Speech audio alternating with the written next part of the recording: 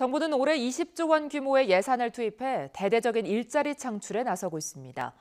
하지만 정부 보조금이 곳곳에서 새고 이미 경쟁력을 상실한 이른바 좀비 기업을 늘리는 원인이 되고 있어 치밀한 점검과 관리가 필요하다는 지적입니다. 이양현 기자입니다. 국민권익위가 복지보조금 부정신고센터에 접수된 신고 사건을 분석한 결과 일자리 창출을 위한 각종 정부 지원금들이 적지 않게 누수되고 있는 것으로 드러났습니다.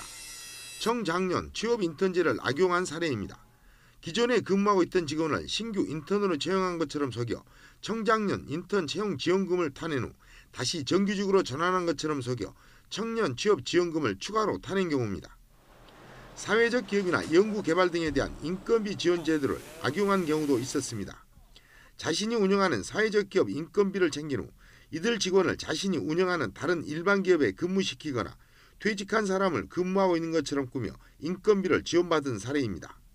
지역산업 맞춤형 일자리 창출 지원사업 예산을 챙긴 사례도 있습니다. 지역주민 창업지원 사업에 신청해 장비 임대료와 재료 구입비 명목으로 거액을 챙긴 후 실제로는 기존의 다른 회사 운영자금으로 사용하다 적발된 경우입니다. 재정지원 일자리 창출이 민간 일자리를 줄이고 좀비 기업을 늘리는 역효과에 대한 우려도 많습니다.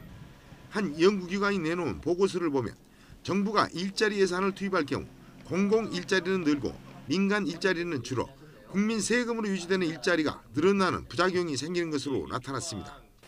또 당장 실업자가 급증할 수 있다는 우려로 이미 경쟁력을 상실한 한계 기업에 인건비를 지원해 좀비 기업의 연명을 돕는 경우도 적지 않은 것으로 드러났습니다. 전문가들은 퍼주기식 예산 낭비를 막기 위해서는 예산 집행에 앞서 치밀한 점검과 관리가 필요하다고 주장합니다. YTN 이양현입니다.